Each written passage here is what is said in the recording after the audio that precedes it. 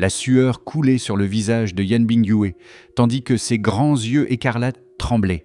Dans la nature, pensa-t-elle, il existait deux types d'êtres dangereux.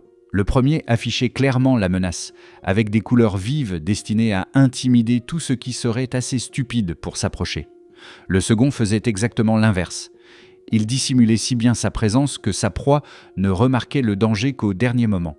Ces créatures se cachaient en se fondant parfaitement dans leur environnement. Mais en fixant bébé squelette, Bingyue comprit que le petit mort-vivant n'entrait dans aucune de ces catégories. C'était une obscurité à l'état pur, quelque chose d'étranger, d'incompatible et de terrifiant. Avant même qu'elle puisse assimiler cette présence sinistre, bébé squelette disparut dans une traînée noire à une vitesse aveuglante. Le temps sembla ralentir autour de Bingyue. Ce n'est qu'alors qu'elle comprit ce qui venait de se passer en une fraction de seconde. Le petit familier l'avait frappé sans la moindre hésitation, et l'impact sombre avait arraché l'épée Yitian de sa main. Un trésor secret protecteur doré s'illumina sur sa poitrine, mais la protection se fissura, puis éclata en fragments scintillants quand la lame sanglante déchira son armure. Lingzhu resta bouche bée. C'était un trésor secret défensif, et bébé squelette venait pourtant de le briser comme du verre. Quelques instants plus tôt, Bingyue avait acculé Xiaobai. Maintenant, c'était elle qui se faisait complètement rouler dessus. Magnifique. Mu Beihai n'en croyait pas ses yeux, tandis que Tang Longzhan réalisait que les membres de Ciel Étoilé ressemblaient à de la viande devant bébé squelette. Est-ce qu'ils avaient surestimé ces étrangers? Ou bien Su Ping était-il encore bien plus puissant que le patriarche ne l'avait imaginé? Liu Tianzong finit par admettre que le roi du poison avait dit vrai. Même l'incident avec Monsieur Yuan avait réellement eu lieu. Ye Wuming cria que c'était impossible, pendant que Zhou Tianlin riait avec une satisfaction immense depuis son siège. Wuming jeta un regard au patriarche Zhou, visiblement ravi, et lui demanda s'il connaissait depuis le début la véritable puissance de la boutique de familier Fripon. Tianlin admit tranquillement que oui, mais quand le vieil homme voulut savoir comment il l'avait appris, Tianlin répondit simplement que cette information lui avait coûté la vie de plusieurs de ses hommes. Wuming faillit tomber à la renverse.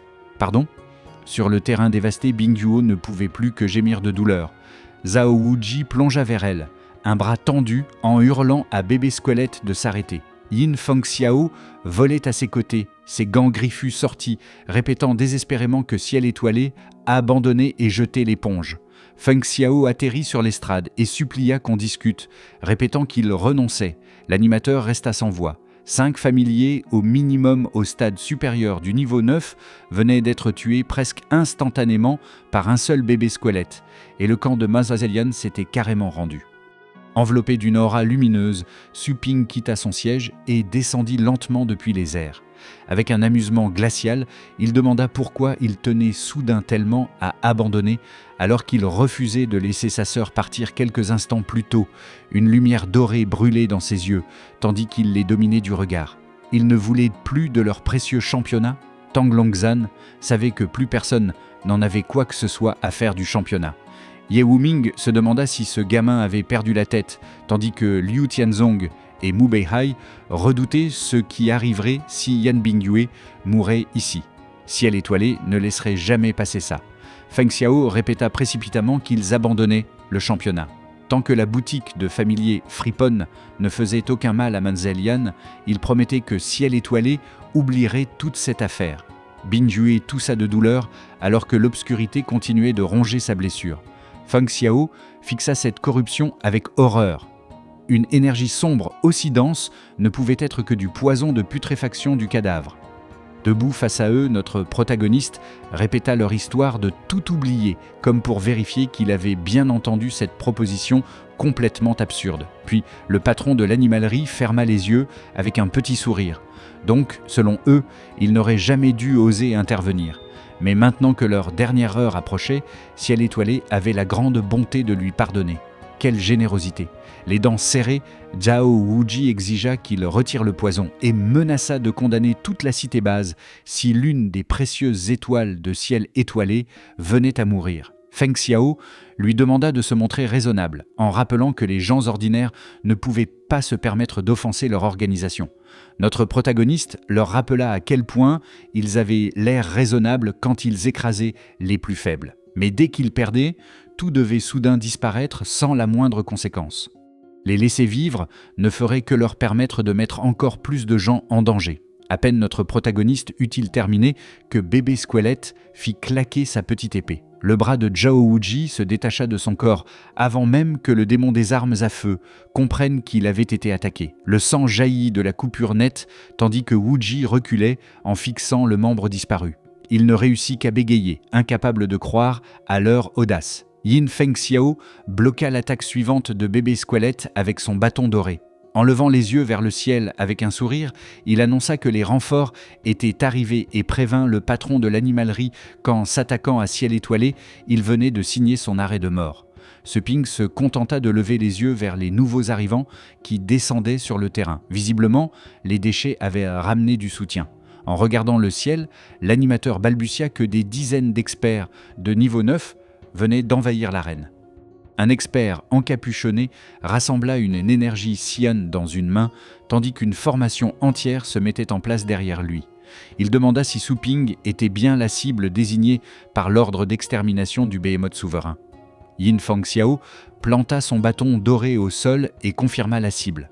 Zhao Wuji lança un regard noir par-dessus son épaule et se moqua du patron de la boutique qui croyait encore pouvoir se battre. Cette fois, Suping était fini.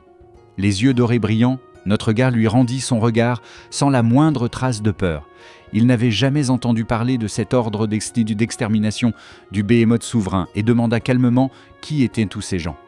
Qin Duhuang se mit à transpirer en reconnaissant l'ordre. Mu Beihai expliqua que Ciel Étoilé ne l'émettait que lorsqu'une cité base faisait face à une menace du niveau d'un Behemoth souverain. Une fois activé, l'ordre rassemblait 30 experts au stade supérieur du niveau 9 et 10 autres au stade extrême.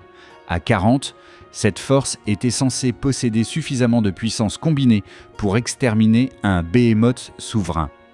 Beihai qualifia cette mobilisation écrasante de véritable fondement de l'autorité de Ciel Étoilé. Puis le chef retira sa capuche, révélant Ziegange, membre 6 étoiles surnommé le Roi Soldat, dont la puissance avait atteint le stade extrême du niveau 9. Avec son crâne rasé et ses marques rouges, le guerrier donnait l'impression que Kratos s'était perdu dans l'univers de Halo. Il ordonna à tous ceux qui n'étaient pas concernés d'aller se mettre à l'abri. Le roi soldat prévint que si les deux camps se battaient vraiment, Longjiang finirait bientôt en ruine. Les spectateurs hurlants tentèrent de fuir, mais il ajouta froidement que courir ne servirait à rien. Lingjue regarda l'arène s'effondrer autour d'elle. Horrifiée, ces tarés étaient prêts à détruire toute la ville. Elle devait prévenir leur mère et la faire partir immédiatement. Son frère lui adressa un petit sourire et lui dit de ne pas s'inquiéter. Leur mère se trouvait déjà dans l'endroit le plus sûr au monde. De retour à la boutique de familier Fripon, Li Xingru était assise à côté de Johanna, mangeant un biscuit tout en regardant sa série Plotoria préférée sur un iPad. Quand la diffusion du match de Lingjue disparut brusquement, elle demanda avec inquiétude si sa fille allait bien. Johanna se contenta de resservir du thé. Peu importe le nombre de fourmis qui débarqueraient, ça ne changerait rien. Revenant à l'armée devant lui, notre protagoniste fit remarquer que s'il comptait vraiment tuer un Behemoth souverain, ce nombre d'experts était probablement très loin d'être suffisant. Les veines du front de Zhao Wuji ressortirent. Il accusa ce gamin arrogant de parler comme un maître de rang légende et lui demanda s'il croyait sérieusement que Ciel Étoilé avait amené trop peu de monde. Wuji se tourna vers les grandes familles de Longjiang et promit une généreuse récompense à tous ceux qui aideraient Ciel Étoilé à tuer leur ennemi. Toute famille qui refuserait serait déclarée dissidente et éliminée. Les yeux de Tang Longzhen devinrent complètement noirs tandis que la rage déformait son visage. Suping avait capturé sa fille et la famille Tang rêvait depuis longtemps de le mettre en pièces. Le patriarche appela l'armée des plumes volantes. Son commandant répondit depuis le dos d'un familier volant, tandis qu'une immense nuée descendait à l'extérieur du terrain. L'animateur compta plus d'une centaine de moineaux du tonnerre pourpre, chacun possédant une lignée de niveau 8. En pointant Suping, Tang Longzhen ordonna à l'armée des plumes volantes de soutenir Ciel Étoilé et de l'abattre. Chaque soldat souleva un immense arc doré depuis le dos de sa monture volante. Parfaitement synchronisée, l'armée aérienne banda ses armes et accepta l'ordre. Un torrent de flèches lumineuses tomba du ciel comme une pluie de météores. Les salves frappèrent l'arène brisée les unes après les autres, faisant exploser la pierre sous les impacts dorés. Alors que le toit s'effondrait, les civils hurlaient sous les énormes blocs de pierre. Yelongtian salua la puissance terrifiante de la force aérienne des Tang et Mu Chen trouva le spectacle incroyable. Qin Shaotian, lui, n'avait pas vraiment envie d'applaudir. Déclarant que la famille Tang était allée beaucoup trop loin, il sauta sans hésiter depuis la passerelle supérieure. Un énorme morceau de débris allait écraser des spectateurs innocents quand Shaotian atterrit en première ligne et ouvrit un portail d'invocation bleue éclatant pour les protéger. Gardien de la nature surgit du portail et déploya ses gigantesques racines au-dessus du vice-directeur Dong et des civils en fuite. Dong leva les yeux, surpris, en comprenant que le jeune maître de la famille Xin venait de prendre leur défense. Shaotian ordonna à son familier d'escorter les civils hors de l'arène, tandis que Dong le remerciait, écœuré par le spectacle honteusement destructeur offert par la famille Tang. De l'autre côté du champ de bataille, Tang Longzhan rappela à Su Ping qu'il se trouvait dans la zone de tir de l'armée des plumes volantes et lui conseilla de se rendre tranquillement. Vu d'en bas, le groupe ressemblait moins à une armée qu'à une véritable marée de bêtes. Feng Xiao se tourna vers les autres patriarches et exigea leur décision. Wu Ji les prévint que la neutralité ne tromperait personne. Quiconque essayait de ménager les deux camps serait lui aussi considéré comme un ennemi de ciel étoilé. Zhou Tianlin se leva de son siège majestueux et annonça sans la moindre hésitation qu'il se rangeait du côté de Su Ping. Quant aux autres, ils pouvaient prendre tout leur temps. Les autres patriarches transpiraient devant ce choix impossible. Ils ne pouvaient se permettre d'offenser ni Ciel Étoilé, ni la boutique de familier Friponne, mais le vainqueur se vengerait forcément de toute famille ayant choisi le mauvais camp.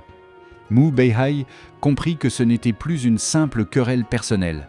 La survie de chaque grande famille était désormais en jeu. Ils se souvenaient tous de bébés squelettes balayant d'énormes bêtes avec sa lame, en décapitant une et en tailladant une autre. Su Ping pouvait tuer tranquillement 5 familiers au stade extrême du niveau 9. Sa puissance semblait impossible à mesurer. Le problème, c'est qu'en face se trouvait Ciel Étoilé, une organisation qui avait déjà géré plusieurs crises de Behemoth souverains. Les 40 maîtres réunis par l'ordre d'extermination semblaient au moins 20 fois plus puissants que le groupe que Bébé Squelette venait d'anéantir. Sur le papier, leur avantage numérique était incontestable. Les familles avaient en plus déjà causé des problèmes à la boutique de familier Friponne et restaient techniquement ses ennemis. Même en aidant le patron maintenant, aucune n'était certaine d'en tirer le moindre bénéfice après la bataille. Liu Tianzong déclara que le bon camp était désormais évident. À côté de lui, Mu Beihai approuva. Depuis le sol de l'arène, Qin Shaotian leva soudain les yeux et appela son père. Les patriarches commencèrent à descendre de leur plateforme, mais Qin Duhuang s'arrêta et jeta un regard vers l'arène. Par télépathie, Duhuang prévint Shaotian que le terrain était beaucoup trop dangereux. La famille Qin allait bientôt rejoindre Ciel Étoilé contre Su Ping, alors son fils devait immédiatement aller se mettre à l'abri. Entouré d'une énergie bleue, Shaotian demanda à son père de reconsidérer sa décision. Duhuang se tourna vers lui sans comprendre ce qu'il voulait dire. Les poings serrés, le jeune maître affirma que Ciel Étoilé se fichait complètement de leur famille. Même s'il gagnait, qu'est-ce que le clan Qin y gagnerait ? Duhuang lui demanda s'il voulait vraiment soutenir Su Ping et lui rappela qu'il ne s'agissait pas d'un jeu d'enfant. Shaotian supplia son père de réfléchir. Chaque année, Ciel Étoilé réclamait davantage de ressources. Un tribut aujourd'hui, un autre demain, toujours en échange d'un peu de paix temporaire. Chercher à satisfaire l'organisation revenait à éteindre un incendie avec de l'essence. Le cycle ne s'arrêterait jamais. Duhuang insista. L'ordre d'extermination du Behemoth souverain était impossible à affronter et ce n'était pas le moment de jouer les héros. Son fils répondit que personne ne connaissait réellement la puissance de la boutique de familier Friponne avant de l'avoir affrontée. Su Ping et ses forces n'étaient pas des adversaires à sous-estimer. En regardant son père droit dans les yeux, Shaotian lui demanda de faire confiance à son jugement. Puis il fit la prédiction la plus audacieuse de sa vie. Suping possédait peut-être réellement assez de puissance pour renverser le contrôle de Ciel étoilé. Du Huang se figea. Son fils pensait vraiment qu'un simple patron d'animalerie pouvait renverser Ciel étoilé? Ye Wuming remarqua que la famille Qin ne les avait pas rejoints. À côté de lui, Liu Tianzong se demanda si le vieux dieu furieux avait fait un autre choix. Zhao Wuji balaya l'avertissement de Shao Tian comme une fantaisie d'enfant. Un patriarche saurait forcément mieux que ça. Puis Qin Du Huang atterrit à côté de son fils. Le visage de Shao Tian s'illumina, tandis que Wuji lui demanda si le vieux patriarche avait lui aussi perdu la tête. Tang Longzhan se moqua de Du Huang, toujours aussi impulsif malgré son âge, et lui ordonna de rester en dehors du conflit. Puis il ordonna à l'armée des plumes volantes d'ouvrir le feu. Alors que la force aérienne tournoyait au-dessus d'eux, Du Huang retira son lourd manteau. Il admit que l'âge et la responsabilité de sa famille l'avaient rendu moins courageux et moins droit. C'était pour cette raison qu'il était resté silencieux pendant que Ciel étoilé abusait de Longjiang. Une lumière blanche s'alluma dans ses yeux et les veines de son visage palpitèrent de puissance. Mais son titre, c'était Dieu furieux. Son énergie astrale explosa dans un rugissement, faisant éclater le sol dans une lumière aveuglante. Peu importe son âge, Dieu furieux ne s'inclinerait jamais devant la médiocrité. La simple pression de son aura frappa les soldats Tang en plein vol.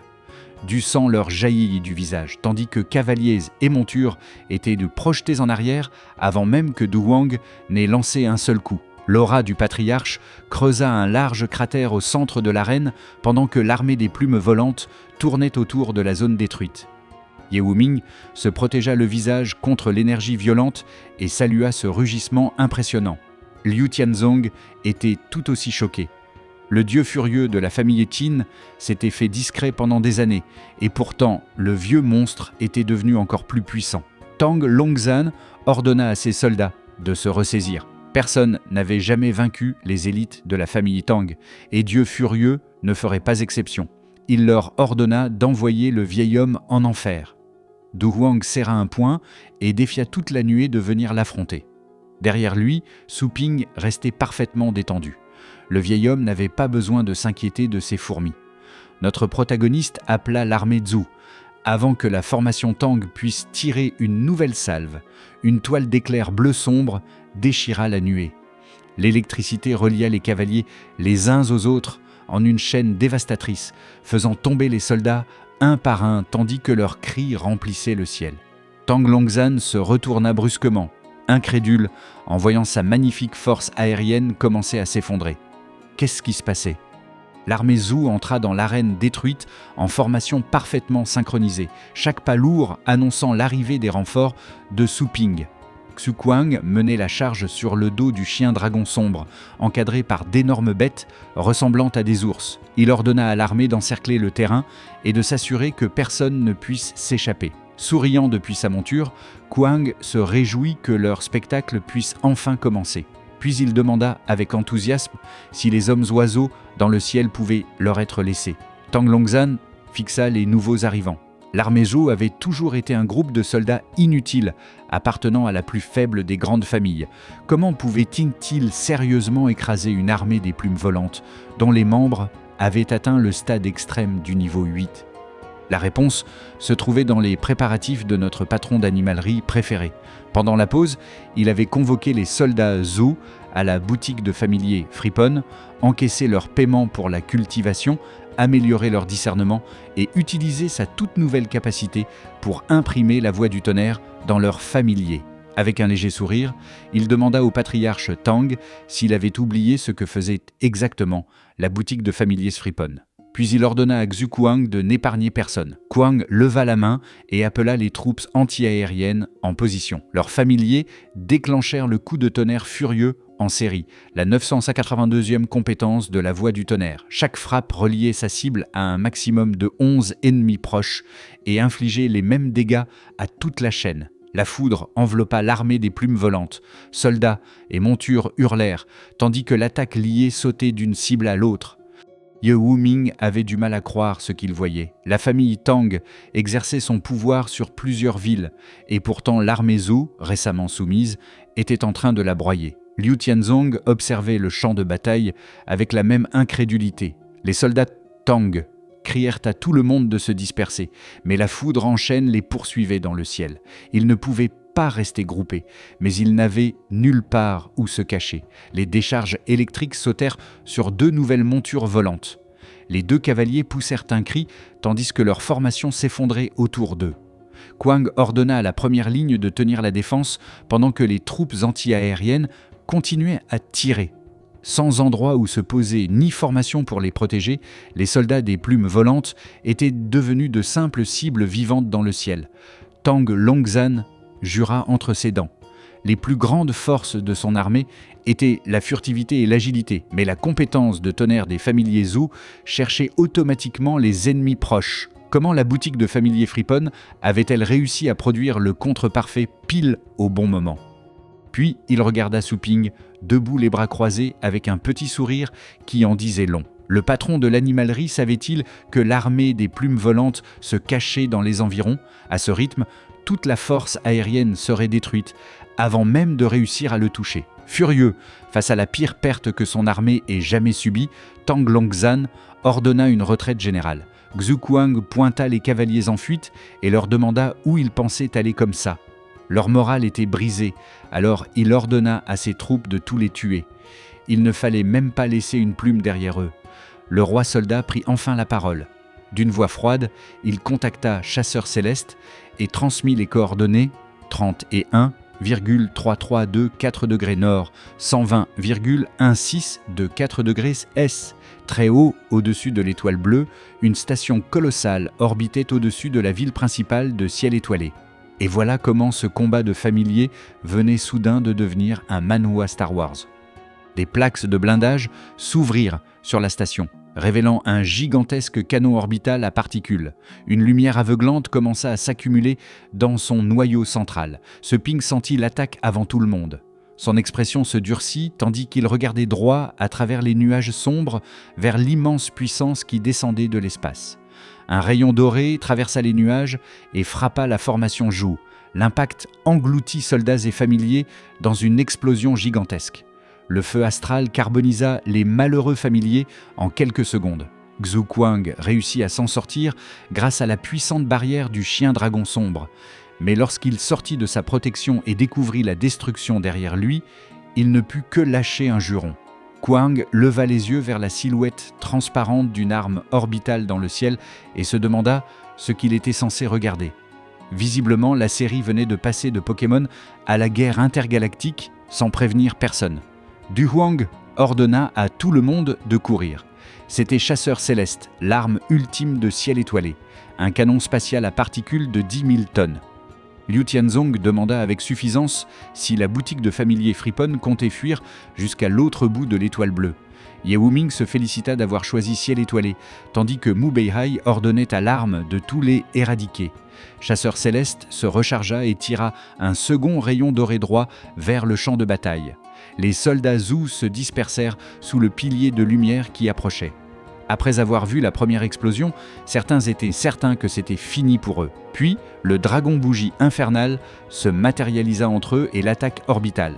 Les soldats levèrent les yeux alors que le corps colossal de la bête dominait toute leur formation. Le rayon frappa le dragon bougie infernal de plein fouet. Le feu et l'énergie dorée engloutirent la bête, mais le familier de Su Ping planta ses pattes dans le sol et encaissa toute la puissance d'un laser tiré depuis l'espace. Mu Beihai, Liu Tianzong et Ye Wuming crièrent tous les trois de stupeur en même temps. Un rugissement tonitruant jaillit des flammes. Une lumière dorée se répandit sur l'immense corps du dragon bougie infernal avant de se solidifier en barrière autour de lui. Le dragon activa Mur de fer divin, une compétence divine de niveau 9. La défense lumineuse s'étendit rapidement sur l'arène, protégeant tous les membres de l'armée Zhou. En quelques secondes, le dôme doré recouvrit tout l'amphithéâtre central. Soldats et spectateurs innocents disparurent sous sa protection, tandis que le rayon orbital se déchaînait sans effet sur sa surface. Le patron de la boutique se frotta le menton en claquant la langue. Chasseur Céleste avait réussi à faire assez peur au dragon bougie infernale pour lui faire révéler une carte cachée. Pas mal, ce canon. Feng Xiao et Wuji restèrent figés de stupeur. C'était eux qui auraient dû dire ça. Toutes les bêtes de niveau 9 ciblées par Chasseur Céleste avaient jusque-là fini réduites en cendres. Alors comment ce dragon pouvait-il encaisser l'arme de face ? Seul le roi soldat conserva un sourire froid. Il qualifia le bombardement de test satisfaisant. Il avait pris Su Ping pour un jeune favori ordinaire, mais le garçon était clairement bien plus fort que son apparence ne le laissait penser. L'aura de Ziegange explosa autour de lui. Il ordonna à chaque expert d'invoquer ses familiers. Les guerriers encapuchonnés et les patriarches alliés levèrent ensemble leurs mains lumineuses et répondirent à l'ordre du roi soldat d'une seule voix. Des centaines de fissures rouges déchirèrent le ciel derrière eux, transformant l'obscurité au-dessus du champ de bataille en une gigantesque formation d'invocation.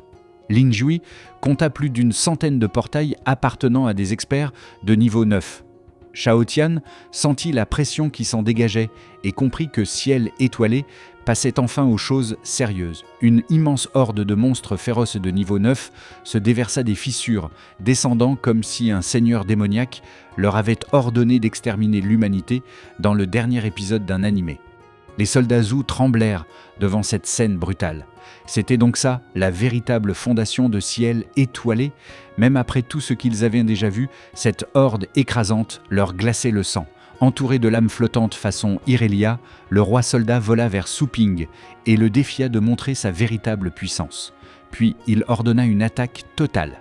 À son cri, des centaines de familiers et de guerriers de familiers chargèrent en même temps. Leur rugissement collectif fit trembler l'arène. Ce Ping s'avança calmement vers eux, une main dans la poche. Il retira à Ling Yue le droit d'utiliser bébé squelette plutôt que prévu, puis demanda à Du Huang de protéger sa sœur. Il revenait tout de suite. Ling Yue demanda à son frère de faire attention. Du Huang, lui, était nettement moins rassuré par cette promesse de revenir vite. Leur adversaire était une organisation capable de tuer un behemoth souverain. Rien dans ce combat ne pouvait être facile. Une puissance rouge sombre enveloppa la silhouette de notre protagoniste lorsqu'il sélectionna l'art du sabre de la réincarnation stellaire. Il ne se préparait plus à défendre l'arène, il se préparait à ouvrir un passage au milieu d'une armée. Un soldat reconnut fusion avec l'âme du familier et se demanda si quelqu'un d'aussi jeune pouvait vraiment être de rang légende. Le roi soldat demanda à ses forces de rester prudentes, mais conserva sa confiance. Ensemble, ils pouvaient réunir une puissance équivalente à celle d'un maître de rang légende. Et c'était leur meilleure chance d'en éliminer un véritable. L'obscurité de bébé squelette fusionna avec Su Ping.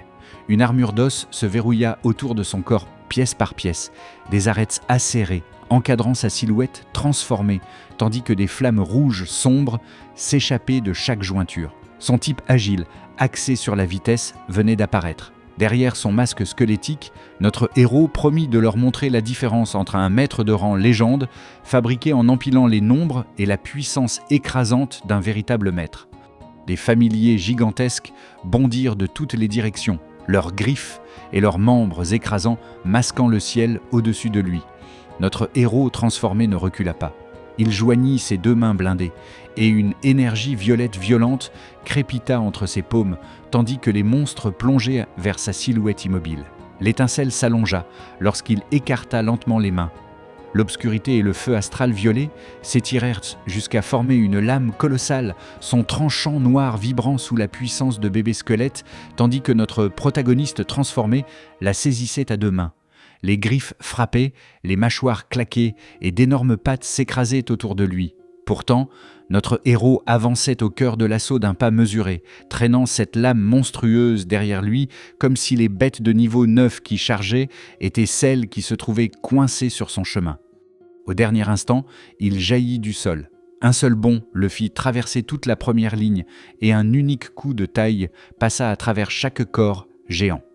Les bêtes furent coupées en deux, comme des oignons, avant même de comprendre qu'elles avaient été touchées, leurs cris n'arrivant qu'après que notre héros eut atterri derrière elles. Les soldats de Ciel étoilé fixèrent leur première ligne détruite. Un seul coup avait fait tomber toute l'unité. Pris de panique, ils ordonnèrent aux guerriers derrière eux de renforcer la formation avec des améliorations défensives de niveau 9. Leur barrière avait à peine eu le temps de se former que le guerrier transformé devint une traînée d'os, de flammes et d'acier noir. L'art du sabre de la réincarnation stellaire éclaira la formation blindée encore et encore, chaque mouvement précis ouvrant une nouvelle défense et abattant un autre guerrier, avant même que la victime précédente ait touché le sol. Leur maître mort, plusieurs familiers survivants se libérèrent de leur contrat. La rage envahit les bêtes désormais sans propriétaire, qui commencèrent à attaquer tout ce qui se trouvait autour d'elles. Les guerriers restants de Ciel étoilé paniquèrent. Les familiers sauvages étaient complètement hors de contrôle, alors ils ordonnèrent à leurs alliés d'abattre toute bête qui attaquait au hasard. Ils n'en eurent même pas l'occasion. Notre héros passa comme une ombre à côté des créatures enragées et mit fin à leurs souffrances dans le même mouvement. Quand les soldats aperçurent enfin les traînées sombres qu'il avait laissées derrière lui, les familiers étaient déjà morts.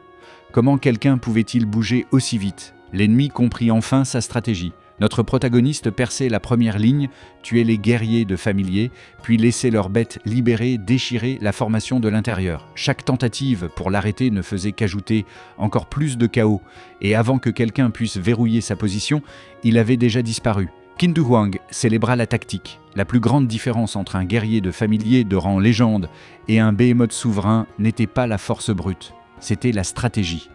Un behémoth souverain pouvait finir par être épuisé par les nombres absurdes de Ciel étoilé, mais cette méthode ne pourrait jamais fonctionner contre un expert humain. Une fois les guerriers tués par notre protagoniste, leur contrat se brisait et leurs familiers redevenaient sauvages, transformant l'avantage numérique de l'armée en catastrophe. Et surtout, De Huang n'avait désormais plus aucun doute, Su Ping était de rang légende. Au beau milieu de cette bataille gigantesque, Du Huang se tourna vers son fils et lui adressa un joyeux pouce levé. « Bien joué, Shao Tian !» Le jeune maître resta sincèrement stupéfait par ce compliment soudain. Comprenant à quel point le patron de l'animalerie était difficile à contenir, les survivants de la force de l'ordre d'extermination changèrent de cible. Ils allaient d'abord éliminer ses alliés. Un commandant ordonna aux soldats et familiers restants de dépasser notre protagoniste pour attaquer le groupe derrière lui. En voyant la force de niveau 9 changer de direction, Ling Jie cria d'alarme. Une immense bête verte couverte d'yeux bondit vers les défenseurs, mais Du Huang l'intercepta.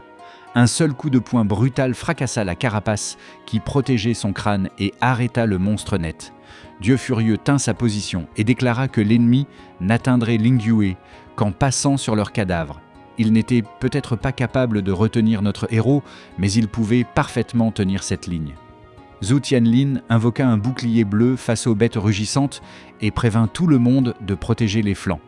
Shao Tian avait déjà du mal à suivre le nombre interminable de familiers qui les entouraient. Une gigantesque griffe de dragon s'abattit et coinça plusieurs bêtes déchaînées contre le sol. Puis le dragon bougie infernal posa son énorme patte au milieu de l'arène couverte de sang, écrasant les ennemis de niveau 9 comme des insectes sous sa patte veineuse, tandis que les flammes parcouraient ses écailles. Dominant Shao Tian et Tianlin, le familier colossal rugit en protégeant les alliés de son maître. Shao Tian leva les yeux avec admiration. Le dragon bougie infernal avait résisté à Chasseur Céleste et pouvait aussi écraser sans difficulté les ennemis du même niveau. Sa puissance était terrifiante. Ailleurs, Xu Kuang entra dans la bataille sur le dos du chien dragon sombre. Il encouragea son partenaire à voir les choses en grand et lui ordonna d'activer Chant meurtrier du rugissement du tonnerre. L'arène sombra dans un chaos total. Soldats et familiers s'affrontaient sur le sol détruit, pendant que des explosions de feu, de tonnerre et d'énergie astrale éclataient dans toutes les directions. Le dragon bougie infernal planta ses crocs dans un dragon ennemi, tandis qu'un autre familier allié déchirait ses adversaires au cœur d'une sphère de foudre. Un seul ordre dominait tous les impacts, tuer. Mu Beihai admit que son camp était complètement dépassé, aussi bien en nombre qu'en qualité. Liu Tianzong pouvait encore accepter que Su Ping soit de rang légende, mais même les subordonnés du jeune patron étaient absurdement puissants. Ye Wuming, silencieux, regrettait désormais son choix et rêvait désespérément de changer de camp. Le roi soldat ouvrit son propre portail d'invocation. Il appela le démon suceur de sang et lui offrit tout le champ de bataille en festin. Il pouvait se nourrir, devenir plus fort et écraser tous leurs ennemis. Le démon squelettique absorba le sang des corps dispersés dans l'arène. Sa carcasse gonfla encore et encore jusqu'à dépasser le dragon bougie infernal, une immense lame d'énergie rouge brûlant dans l'une de ses mains. Le roi soldat ordonna à son monstre de tous les détruire. Shao Tian fixa la créature qui dominait désormais le dragon bougie infernal. Du Huang expliqua que le démon suceur de sang absorbait la puissance des cadavres proches et que le terrain était couvert de corps appartenant à des experts de niveau 9. Dans de telles conditions, sa croissance était complètement folle. Ce Ping se dirigea droit vers sa nouvelle cible. Il comprenait maintenant pourquoi Xigange avait montré si peu d'inquiétude en perdant ses propres hommes. Chaque mort n'avait fait que préparer ce familier. Le roi soldat sourit, tandis que le démon gigantesque levait sa lame rouge pour frapper. Trop tard, notre gars se contenta de rire et lui rappela qu'il n'avait jamais eu peur d'un concours de taille. Comme quoi, finalement, la taille ne comptait pas tant que ça. Notre héros serra un poing blindé et rassembla sa puissance pour le deuxième mouvement du poing dompteur de démon. Il déclencha apprivoisement des démons. Une puissance astrale dorée explosa derrière lui et forma une gigantesque silhouette démoniaque, encore plus grande que le démon suceur de sang. Xigange leva les yeux, incrédule. Quel genre d'ancienne méthode de combat pouvait invoquer une telle puissance ? Le fantôme doré frappa avant que le démon squelettique puisse abattre son arme. Son poing traversa le bras du monstre, projetant des fragments d'os sur le champ de bataille sous la violence de l'impact. À proximité, Bingyue toussa faiblement tandis que Xiaozhu tentait de la soutenir. Même le précieux démon suceur de sang du roi soldat était en train d'échouer face à Su Ping. La bête géante tituba, un bras détruit, et le patron transformé réduisit lui-même la distance. Sa lame noire et violette balaya horizontalement son ventre, laissant une traînée rouge sombre tandis que l'immense corps se séparait sous un coup qu'il n'avait jamais vu venir. Pâle et blessé, Bingyue ordonna à Xiaozhu de l'emmener loin d'ici. Sa servante hésita, mais Lingyue avait compris la vérité. Le roi soldat ne pouvait pas vaincre son frère. Bingyue insista pour qu'elle tienne juste assez longtemps pour s'échapper. Une fois plus forte, elle reviendrait se venger, et Xiaozhu jura qu'un jour elle ferait payer Su Ping. En soutenant sa maîtresse, Xiaozhu tenta de partir seulement pour se heurter à la barrière dorée. Mur de fer divin s'était transformé en cage. Peu importe ce qu'elle essayait, aucune des deux ne pouvait sortir. Debout, devant les restes du démon suceur de sang, sa lame prête pour le coup final, Su Ping confirma leur crainte. Mur de fer divin bloquait absolument tout. Aucune nouvelle ne pouvait sortir, personne à l'extérieur ne pouvait voir ce qui se passait, et aucun membre de Ciel étoilé ne quitterait cet endroit vivant. Un coup sombre traversa le cou du démon géant. Sa tête s'envola de ses épaules tandis que Bingyue et Xiaozhu se recroquevillaient derrière le corps qui s'effondrait. Depuis l'autre côté de l'arène, Wuji et Feng Xiao hurlèrent le nom de Mademoiselle Yan. Les deux femmes se retournèrent lentement vers l'ombre monstrueuse qui descendait derrière elles. Les yeux rouges de Bingyue s'écarquillèrent. Trempée de sueur, elle trembla devant la fin qui approchait. Le démon suceur de sang s'écrasa au sol avec assez de force pour soulever une montagne de poussière et de débris. Son corps gigantesque écrasa Bingyue et Xiaozhu sous lui, mettant fin aux deux femmes. Très loin au-dessus du champ de bataille, dans la ville principale de Ciel étoilé, située en orbite basse autour de l'étoile bleue, une autre scène était en train de se jouer. Dans la salle suprême de Ciel étoilé, un homme annonça que tous les sénateurs, à l'exception de Xigange, avaient répondu à la convocation urgente. Au bout de la table du conseil, le président fondateur prit acte de leur arrivée. Un sénateur demanda pourquoi ils avaient été rappelés avec une telle urgence. Le sceau des abysses était-il de nouveau devenu instable ? Le président fondateur répondit que la situation n'était pas aussi grave. Le chevalier dragon et le démon des armes à feu avaient escorté l'une des étoiles brillantes de Ciel étoilé jusqu'à Longjiang pour son entraînement, mais quelqu'un de bien plus puissant cherchait à les tuer, forçant le duo à envoyer un signal d'urgence. Un sénateur joignit les mains pensivement. Quelqu'un dans un coin aussi éloigné que Longjiang possédait une puissance supérieure à celle du chevalier dragon et du démon des armes à feu. Le chef confirma que c'était précisément pour cette raison qu'il avait émis un ordre d'extermination du Behemoth souverain et envoyé le roi soldat gérer la menace. Un autre sénateur fit remarquer que même si former une étoile brillante coûtait énormément de ressources, un seul junior en danger ne justifiait pas de convoquer tout le conseil. Xié Gange disposait de 39 experts de niveau 9 et de l'autorisation d'utiliser chasseurs célestes. Les sénateurs étaient convaincus qu'une telle force pouvait écraser n'importe quel ennemi rencontré. Le président fondateur admit que leur raisonnement se tenait, puis toucha un panneau flottant devant son siège et les invita à regarder les dernières images du champ de bataille Ulo. L'hologramme révéla les soldats vaincus de ciel étoilé dispersés au sol. À côté d'eux, les patriarches des familles étaient ligotés et le roi soldat se trouvait à genoux, prisonnier. Au-dessus de toute cette destruction était assis Su Ping. Installé tranquillement sur une montagne de bêtes de niveau 8 et 9 vaincus, il dominait la scène comme un roi. Domination totale, puissance totale. Les sénateurs explosèrent de stupeur. Xié Gange avait été capturé vivant et presque toute son équipe avait été anéantie. Qui avait bien pu faire ça? Le président fondateur agrandit l'image du vainqueur avec 2 doigts et leur donna un seul nom, Su Ping. Les images montrèrent notre gars assis au-dessus des bêtes vaincues de Wuji et de Feng Xiao. Le chef de ciel étoilé le désigna comme leur ennemi et envoya son profil sur chaque communicateur de la salle.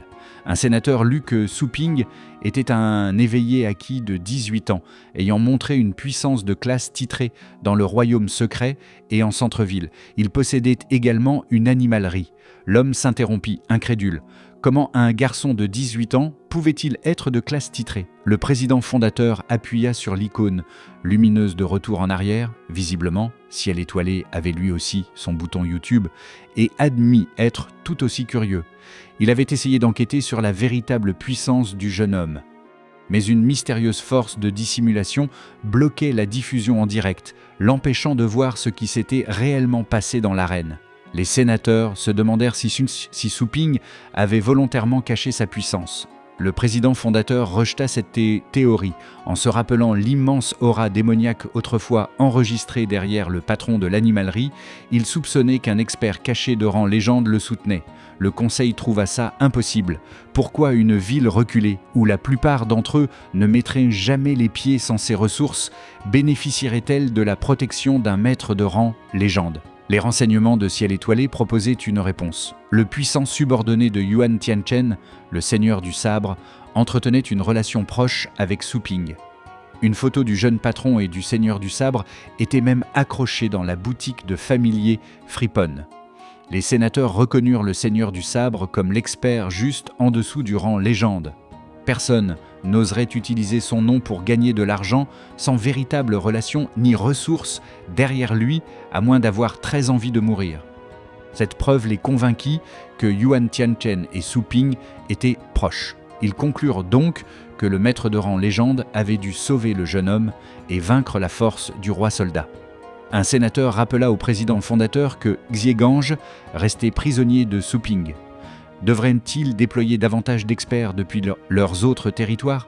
Le chef de Ciel étoilé refusa. Leur propre expert de rang légende était mort, mais les relations de l'organisation et sa capacité prouvée à tuer des behemoths souverains lui donnaient toujours un statut comparable aux forces contrôlées par Yuan Tianchen et les autres légendes. Une guerre ouverte entre 2 organisations de rang légende ferait le bonheur de tous leurs rivaux sur le continent, une situation que les sénateurs jugeaient inacceptable. Le président fondateur supposait que Yuan Tianchen comprenait le même danger et avait précisément épargné le roi soldat pour s'en servir comme monnaie d'échange. Il admit également que leur étoile brillante avait provoqué le conflit. Si les autorités enquêtaient sans, Ciel étoilé perdrait la face. Impossible de laisser les actes de quelques juniors abîmer l'image publique de l'organisation. Le président fondateur leur ordonna d'étouffer la vérité et d'annoncer qu'une marée de bêtes avait frappé pendant le tournoi. Ciel étoilé prétendrait être intervenu héroïquement pour la repousser, malgré la mort de milliers de membres et de civils. Quand les sénateurs demandèrent s'ils devaient présenter leurs excuses à Yuan Tianchen ou à Su Ping et réclamer la libération du roi soldat, le calme de leur chef se brisa enfin. Une puissance astrale rouge bouillonna autour de lui, tandis qu'il se levait. La boutique de familier Fripon avait tué un membre important de Ciel Étoilé. Alors pourquoi la première organisation de la Terre asiatique devrait-elle s'humilier? Il réglerait personnellement cette affaire. L'œil du président fondateur brilla d'un rouge écarlate. Suping n'avait aucune importance et même Yuan Tianchen devrait montrer du respect à Ciel Étoilé. De retour dans l'arène, Xu Kuang regarda les décombres recouvrant Yan Bingyue. Quelle fin cruelle! Il supposait qu'elle et Xiaozhu avaient été réduites en morceaux. De nouvelles capsules orbitales descendirent derrière lui. Après avoir inspecté le champ de bataille, Kuang annonça à son maître qu'aucun ennemi n'avait survécu. Suping était assis sur un rogi, un rebord brisé, les bras posés sur les genoux. En sentant les nouveaux arrivants, il sourit et annonça qu'ils avaient des visiteurs à recevoir. D'immenses capsules mécaniques s'écrasèrent au sol et firent trembler l'arène. Les soldats Zhou encerclèrent immédiatement chaque point d'atterrissage. L'une des capsules s'ouvrit et le président fondateur ordonna aux juniors ignorants de s'écarter.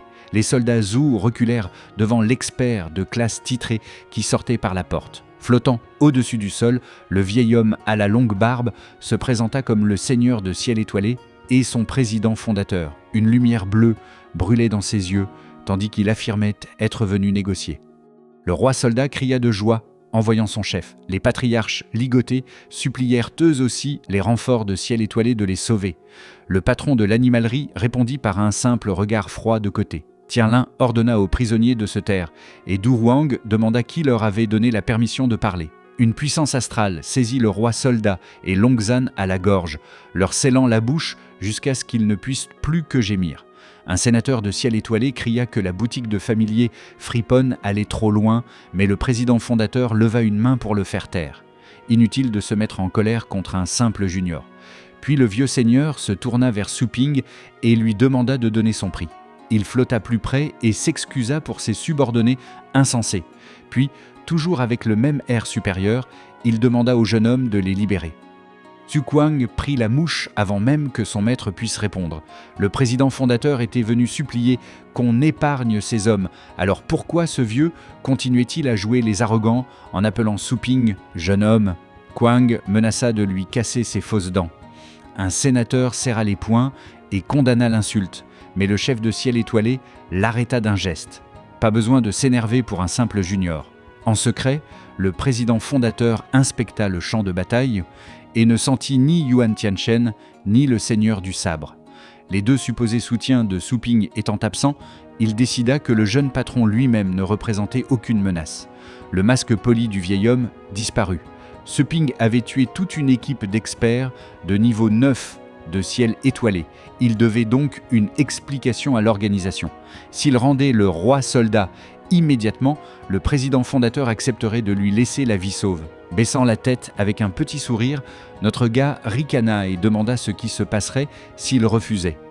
Un sénateur moustachu le prévint de ne pas devenir arrogant simplement parce qu'un expert de rang légende le soutenait. Même Yuan Tianchen devait respecter le seigneur de Ciel Étoilé, alors le garçon ferait mieux de calmer son attitude.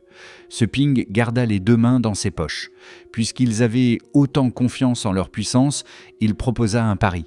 En contrebas, le roi soldat tenta désespérément d'avertir son chef, mais la restriction de Du Huang transforma chaque mot en grognement étouffé. En regardant son prisonnier, le président fondateur promit qu'il lui rendrait justice. Le vieux seigneur demanda les règles. Notre gars leva 3 doigts. Si le président fondateur réussissait à rester debout 3 secondes face à une seule attaque, il pourrait repartir avec le roi soldat. S'il échouait, en revanche, il devrait s'incliner devant Suping. Le chef de Ciel Étoilé trouva le défi absurde. Un simple jeune de classe titrée voulait le battre en moins de 3 secondes. Convaincu que c'était impossible, il accepta. Dans sa tête, le roi soldat hurlait que le président fondateur ne devait surtout pas accepter. Suping était l'expert de rang légende. Mais tout ce que le prisonnier réussit à produire à voix haute fut une nouvelle série de sons paniqués et parfaitement inutiles. Le président fondateur ouvrit plusieurs portails d'invocation bleue, sans la moindre inquiétude. Suping avait fixé les règles. Le vieil homme avait seulement besoin de survivre 3 secondes. 5 énormes dragons apparurent autour de lui. Chacun dégageait une puissance du stade extrême du niveau 9, et le vieil homme demanda comment son adversaire comptait bien traverser leur défense combinée. Notre patron d'animalerie préféré leva les yeux vers cette collection de gros dragons bleus, de gros dragons bleus, et demanda tranquillement si c'était vraiment tout ce qu'il avait. Le seigneur de ciel étoilé n'en revenait pas qu'on puisse qualifier ça de peu. Chacun de ces 5 dragons avait survécu à d'innombrables batailles et possédait assez de force pour faire trembler des montagnes. Une faille d'invocation écarlate s'ouvrit à côté de Su Ping et 2 yeux rouges menaçants apparurent dans ses profondeurs. Le président fondateur ne comprenait pas pourquoi son adversaire ne semblait pas avoir peur. Au contraire, le jeune homme avait presque l'air amusé. Puis le vieil homme vit le sourire tordu se dessiner sur le visage du protagoniste et comprit enfin du mépris. Ce gamin regardait la meilleure défense de ciel étoilé comme si elle ne valait rien. Une énergie bleue explosa autour du président fondateur. Furieux d'être pris de haut, il libéra toute l'autorité du seigneur de ciel étoilé. Le vieil homme et ses 5 dragons du stade extrême plongèrent ensemble, enveloppés de lumière bleue, et frappèrent la terre comme une météorite. Son corps âgé gonfla de muscles, et des flammes bleues remplacèrent ses cheveux blancs. Au moins, personne ne pouvait douter de sa couleur préférée. Retrouvant l'apparence qu'il avait 70 ans plus tôt, il prévint le patron que le moindre jeu de mots lui vaudrait toute la colère de ciel étoilé. Un sénateur reconnut la technique interdite qui renforçait son corps au prix de ce qu'il lui restait à vivre et comprit que le président fondateur était réellement sérieux. En dessous, le roi soldat et Longzhan transpiraient de panique, toujours incapable d'avertir ce vieil homme beaucoup trop sûr de lui sur l'adolescent qu'il venait de défier. Su Ping tendit une main tandis que l'obscurité se rassemblait autour de lui. Il promit que le vieil homme allait être totalement convaincu, puis activa fusion avec l'âme du familier. L'air lui-même sembla s'alourdir quand la puissance de bébé squelette répondit à son appel. La confiance du président fondateur vacilla dès qu'il reconnut la technique de rang légende. C'était, avant même qu'il termine sa pensée, la conscience de notre gars entra dans l'espace du système. Une grille lumineuse des capacités de bébé squelette se déploya de nouveau autour de lui et il examina les choix avec la concentration tranquille de quelqu'un qui choisissait, pour la 2e fois de la journée, son parfum de glace.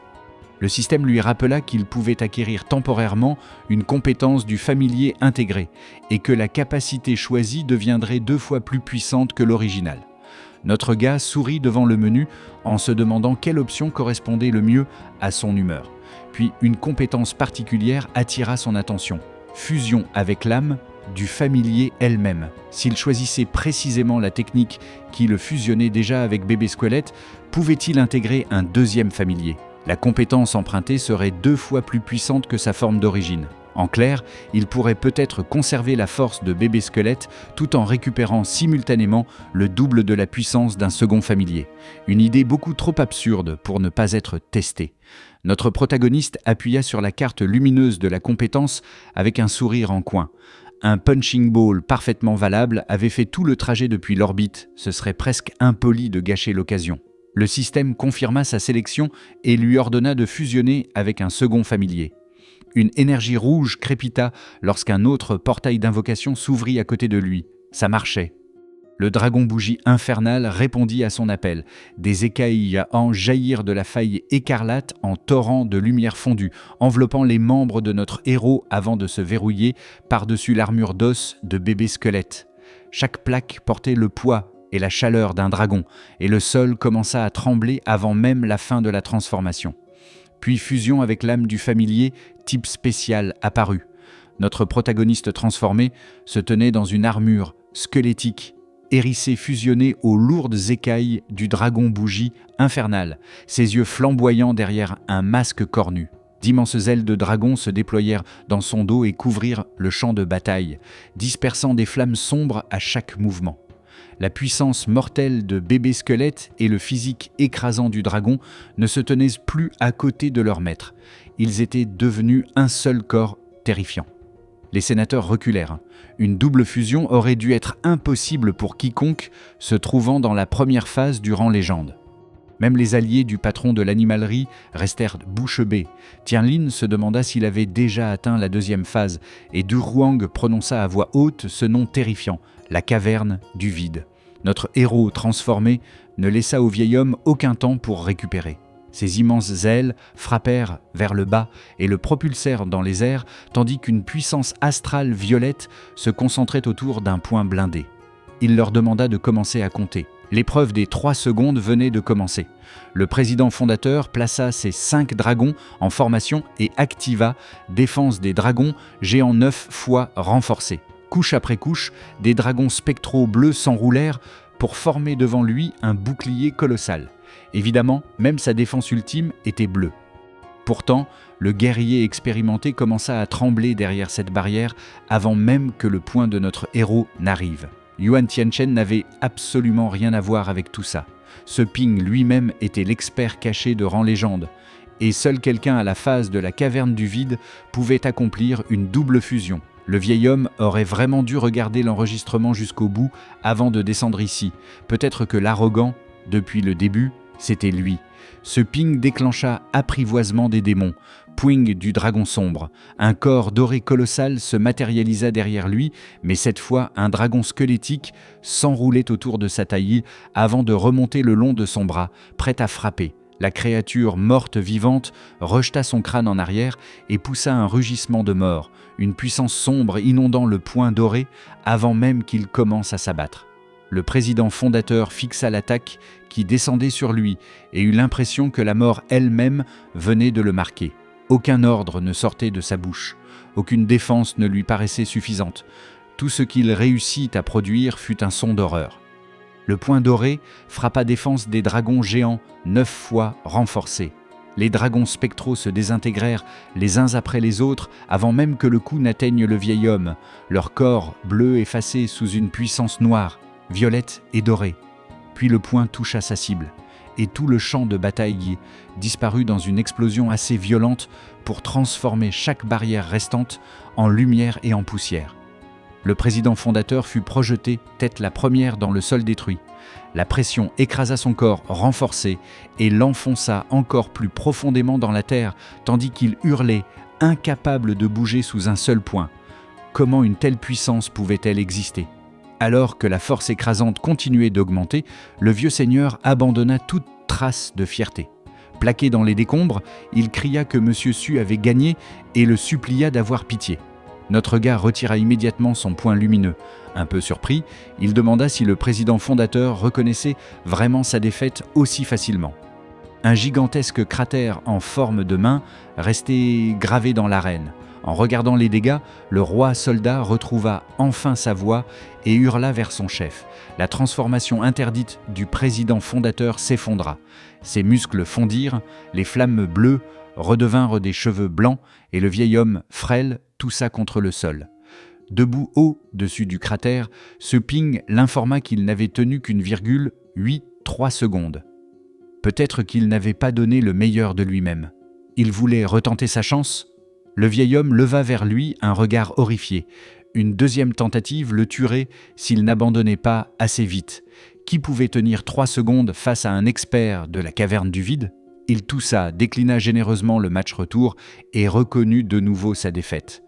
L'obscurité se dissipa lorsque notre héros annula le type spécial et se tint au-dessus de l'homme qui essayait de le dominer quelques instants plus tôt. Incliné devant le vainqueur, le président fondateur le proclama nouveau seigneur de ciel étoilé, l'organisation la plus puissante de la terre asiatique. Xu Kuang célébra immédiatement son maître et lança 3 vivates pour le nouveau seigneur de ciel étoilé. Le roi soldat et tous les patriarches capturés soupirèrent ensemble. Leur vie venait clairement de devenir beaucoup plus compliquée. Plus tard, l'ambiance finit enfin par se détendre. Les clients remplissaient la rue devant la boutique de Familiar Friponne comme si Apple venait de sortir un nouvel iPhone. Un nouveau venu pointa la boutique avec excitation, affirmant que sa cultivation était la meilleure de toute la ville et annonçant qu'il devait absolument essayer. Les gros titres en ligne annoncèrent que Yan Bingyue s'était retiré et que Su Lingyue était devenue championne de la Ligue d'élite. Le mensonge officiel accusa une marée de bêtes mortelles d'avoir causé la mort de Bingyue et de beaucoup d'autres, tout en félicitant Ciel étoilé de l'avoir repoussé. La boutique de familiers Friponne devint le commerce le plus populaire de Longjiang. Au comptoir, Ruyan demanda à un client ce qu'elle pouvait faire pour lui. L'homme demanda une garde pour 3 familiers et une cultivation pour 6, puis tenta d'obtenir son numéro. Elle lui dit d'aller se faire voir. À côté d'elle, Johanna indiqua calmement à un autre client que la nourriture pour familiers se trouvait au fond du couloir. Ruyang contempla la foule interminable en se demandant pourquoi la boutique était aussi remplie. Puis Suping entra à la tête d'un groupe familier, et quelque chose parmi les nouveaux arrivants attira son attention. Tang Ruyang reconnut son père et lui cria de regarder par ici. Elle était là. Longzhan se retourna instinctivement en entendant la voix de sa fille. Ruyang s'illumina, convaincu qu'il était enfin venu la sauver. À la place, le patriarche Tang se mit à transpirer nerveusement, détourna la tête et passa volontairement devant elle avec les autres chefs de famille. Si quelqu'un lui avait demandé, ce gars aurait probablement prétendu ne pas avoir de fille. On en était là. Ruyang cligna des yeux, perdu. Son père l'avait regardé droit dans les yeux, puis avait simplement tourné la tête. Elle observa son expression grave et se demanda ce qui se passait. Pourquoi tous les patriarches des autres grandes familles étaient-ils venus avec lui ? Puis, une brillante idée lui traversa l'esprit. Ça ne pouvait être qu'une croisade commune. Son père avait dû unir les grandes familles pour assiéger Suping. Cachant sa bouche derrière un sourire malicieux, Ruyang jubila intérieurement. Cette fois, Suping était fini.